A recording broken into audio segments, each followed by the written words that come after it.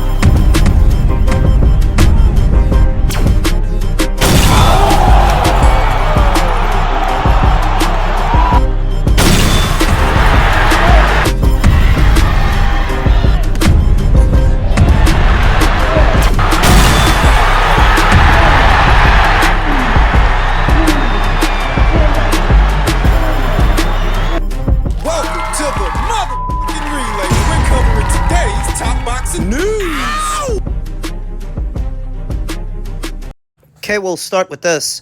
A growing sentiment that Matchroom may be moving away from the women's game with the recent announcement that both Ramla Ali, Ali Scotney, and Alicia Baumgartner are no longer with them, and they have migrated over to MVP. Chantel Cameron left them. She migrated over to Queensbury. Terry Harper's got a fight coming up, but it's not on a Matchroom show. Katie Taylor has a fight coming up, but that is also not on a Matchroom show. And her last fight wasn't on Matchroom either, for obvious reasons. She's making a boatload of cash on Netflix. But there is a feeling that Matchroom is sort of withdrawing from the women's game. To my knowledge, they still have Beatrice Ferreira under contract, Rhiannon Dixon under contract. Not sure if they're still working with Puerto Rico's own Stephanie Pinedo, but they did just sign an unbeaten up-and-comer in Elif Turan. It's important to note that every major promotional outfit you see signing women fighters now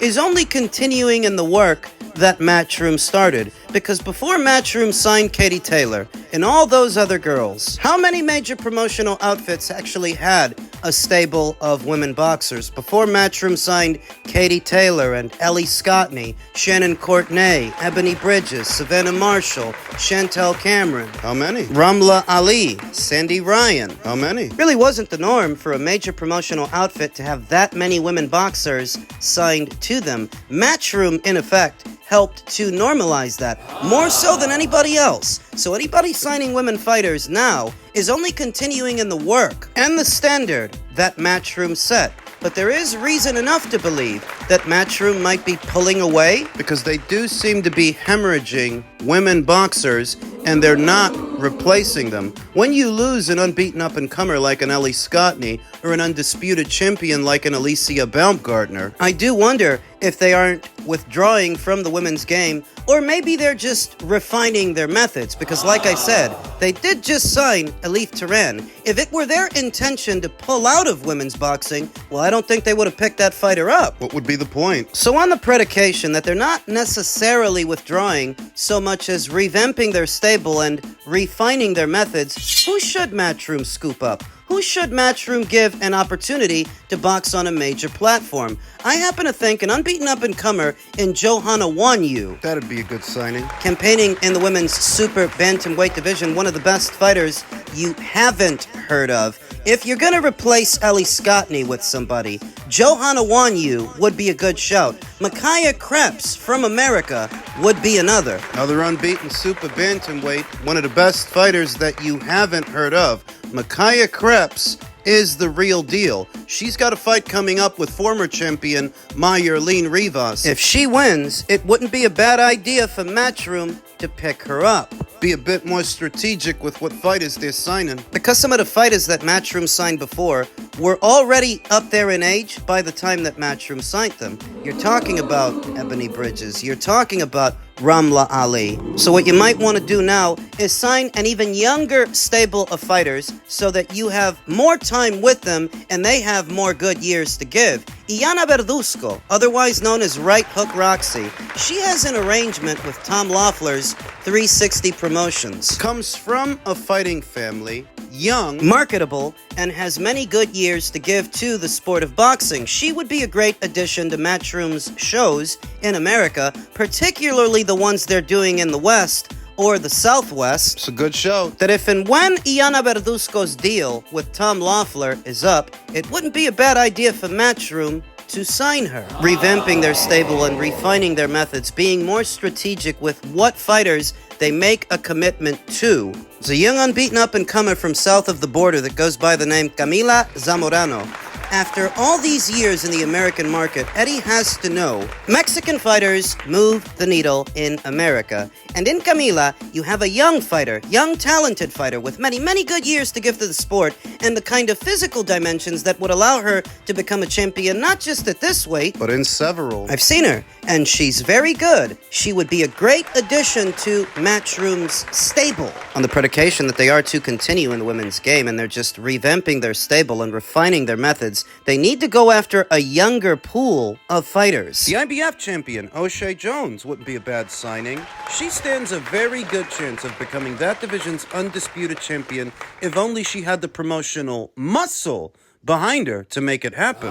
Being more strategic with their approach, they can still use women fighters on their shows without making a commitment, not dissimilar to what they did with Virginia Fuchs when she fought Adelaida Ruiz. She boxed on a Matchroom show, though she is not a Matchroom fighter herself, using a bit more discretion and discernment as to what fighters they're going to make a commitment to. It's another way to do it. Before they make that multi-fight commitment to a fighter, let the fighter go in there and earn it. It's another way to do it. So, we'll see what happens because there are some fighters that are still contracted to Matchroom. To my knowledge, Shannon Ryan is still with them. Maisie Rose is still with them. Rhiannon Dixon is still with them. Beatrice still is. I think she is. I think Sandy Ryan still might be. She might still be with them. We'll see what happens. It's a story that only time can tell. Elsewhere in the world of boxing, another look at the upcoming WBC cruiserweight title fight between Badu Jack and now Noel Mikaelian, the former champion, set to face each other on the Canelo Alvarez versus William Skull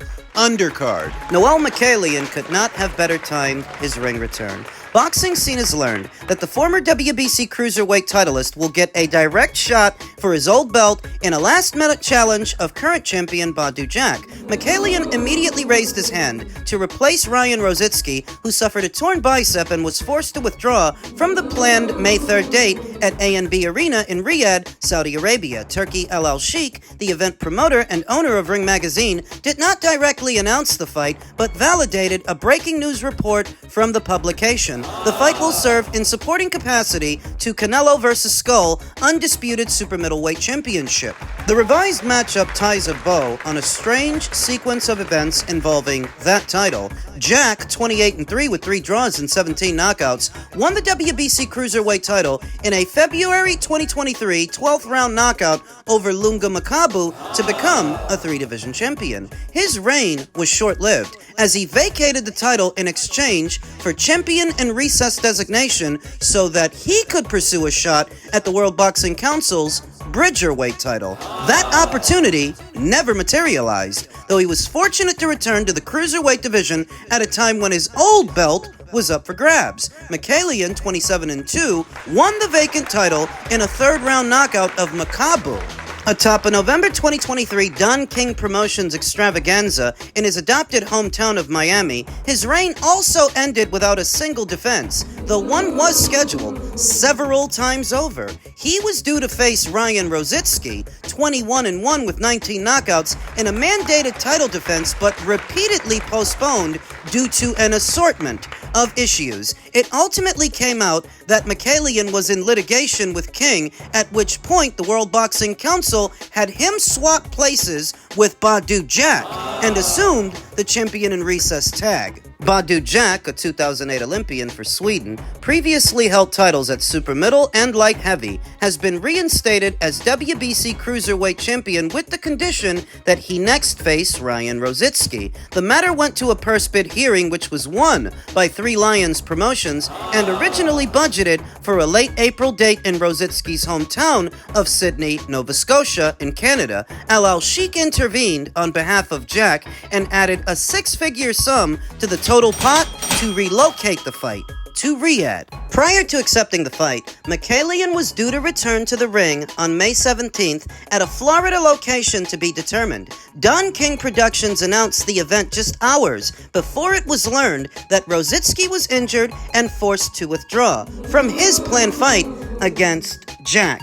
And stuff like this is what makes boxing almost unwatchable at times, because what's not written in this article, what they only mentioned in passing, is that Noel Mikaelian was supposed to defend the title against Ryan, and the fight kept getting pushed back. To the point where Ryan Rozicki started to think Noel was looking for a way out. And I happen to agree with Ryan, because at one point, Noel goes over to the UK, makes an appearance on Sky Sports, and starts advocating for a Chris Billum-Smith fight, back when Chris still had the brown belt. This was while he was still under orders to fight Ryan Rozicki, and this was in between postponements, of which there were several, all of which were on Noel's side. By my count, there were at least three postponements. All from Noel's side. So how does it look that you're currently under orders to fight Ryan, but you make an appearance on Sky so that you can fight Chris instead at a time when you're the one postponing the fight? You're the one delaying it. Oh, because I got a cut in sparring and I'm having legal issues with Don. That was the last excuse. Legal issues with Don King. You want to pay attention to this. Right before the fight was scrapped, Three Lions Promotions, who promote Ryan Rozicki, had acquired the rights to the fight, and they were supposed to be holding it in Nova Scotia. At which point, Noel Mikaelian says he is unable to fight because of issues he's having with Don King, the reported litigation. It would seem that his quote-unquote issues with Don lasted just long enough for him to get out of the Ryan Rozicki fight, then circle back when it's about fighting Jack. You can see what happened there. You can see what happened plain as day. He didn't want to fight Ryan Rozicki, but he would prefer to fight a 40-year-old Badu Jack that hasn't fought in 2 years. For obvious reasons. And I blame the WBC for all of this, for all of it, because instead of stripping Noel Mikaelian for not fighting Ryan, they gave him a champion in recess designation instead. What was the recess? You ordered him to fight Ryan, and for one reason or another, he couldn't. Why didn't you just strip him? Give the title to Ryan. Noel is supposedly having issues with Don King, his promoter, but it doesn't matter anyway, because Three Lions had the rights to the fight.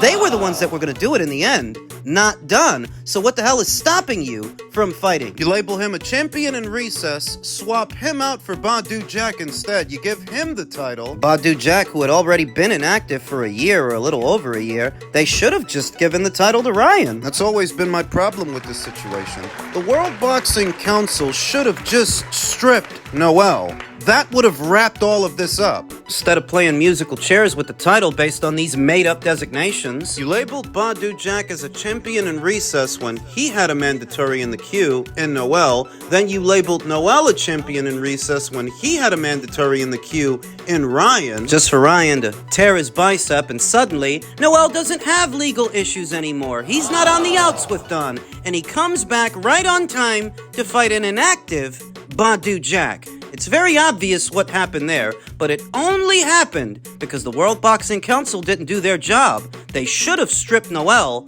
from the beginning. So here we are. It's a goddamn clown show. In men's heavyweight news, the fans are convinced that the Fury fight will happen after AJ training footage. And it's important to note that since AJ uploaded that video of himself in training, Tyson Fury has also posted a video of himself hitting the heavy bag, lending credence to the notion that these two might fight.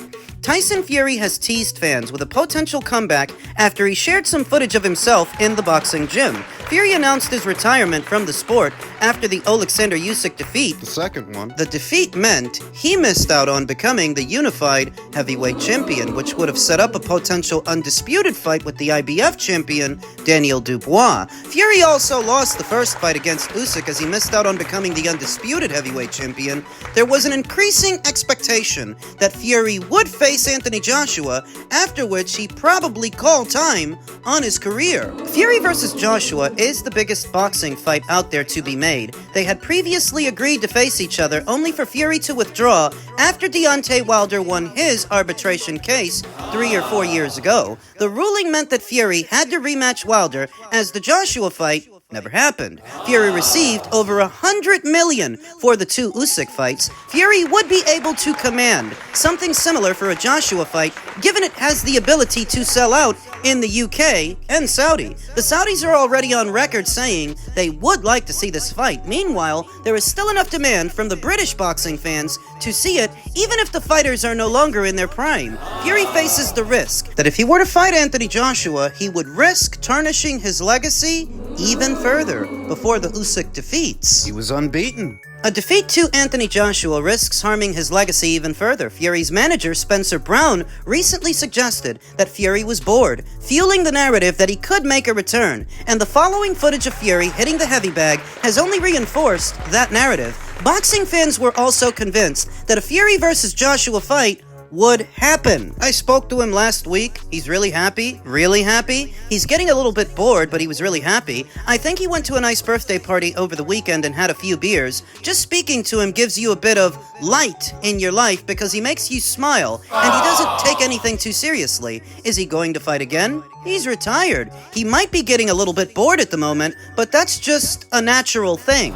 He's just enjoying himself. He's running every day. He's really looking good, and he's tanned. He's fit. He looks good. I was quite surprised when I saw him. He's usually eating jelly babies and sweets, but this time, none of that. He's proper on his diet, but if not, God bless him. He's earned what he's got. I believe there is potential for it. What happens? Nobody knows. Tyson has done shocking things before, and it wouldn't surprise me if he did it again. There have been moments between these two, the last 5 or 6 years, where I favored AJ to win the fight, then I favored Fury to win the fight, then back and forth, depending on what was going on at the time. Back when they were both unbeaten years ago, and Fury was on the comeback trail, I favored Anthony to win the fight. But then Anthony goes in there and loses to an Andy Ruiz, and that alters your perception of things. Then he gets back in the winner's bracket, becomes a champion again, and that alters your perception of things. Just long enough for him to lose to Alexander Usyk, and you start to wonder if he still can. Then Fury loses to Alexander Usyk. Then you start to wonder if he still can. At a time where Anthony Joshua is riding high, coming off of knockout wins over Francis Ngannou and Otto Wallin, just for him to get knocked out by Daniel Dubois, it's been a proverbial seesaw. And they are both coming off of losses now. Anthony to Daniel, Fury to Usyk. But I was never truly convinced he was done. I was never truly convinced that Tyson Fury was gone, because 2 losses to Alexander Usyk, there's really no shame in that, and there is more money to be made, presumably, with Anthony Joshua. For what the Saudis are willing to pay for this fight, I was not convinced that Fury's really gone. And you know, even without the Saudis, this is a big fight. This is a fight where you don't need a belt or some belts to sell it. It's a fight that sells itself in the United Kingdom, especially now that their careers are winding down. It would be a travesty if they never fought. I think they're going to. I don't really know who wins at this point. Who has more left to give, and who wants it the most? The right to say, I may not be what I was, but I'm better than that guy. Yeah, I expect to see it. Inside of 12 months, I think this fight becomes a reality. Who wins? I don't know. At this point, it's a pick'em fight.